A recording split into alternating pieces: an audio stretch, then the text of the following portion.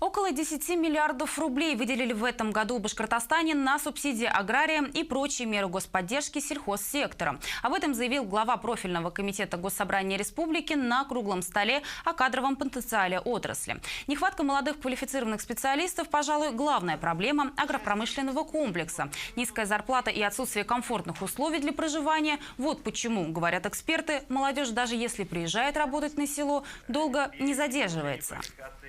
В отрасли действительно многие годы у нас, вы наблюдаете, и засухи, и низкие цены, и кроме того, падение определенные, так скажем, показатели. В то же время перспективы отрасли очень неплохие. То есть можно заниматься бизнесом, можно жить, можно осуществлять свою деятельность, расти и карьерный рост в том числе.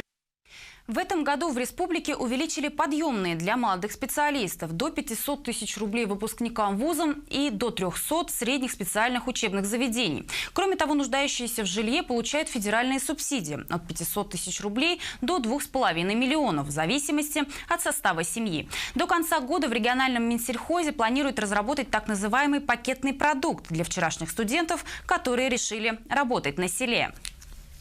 Заключиться условно на 10-15 лет соглашений, что первый уровень он получает, начинающего фермера, получает субсидии, получает подъемные, получает определенную технику в лизинг. И он понимает, чем он должен заниматься. То есть по протоколам пункт 1, пункт 2, пункт 3.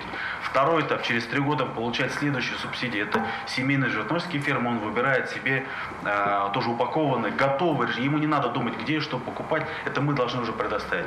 Это уже семейные животноводческие фермы. С третьим этапом он уже переходит в кооперацию.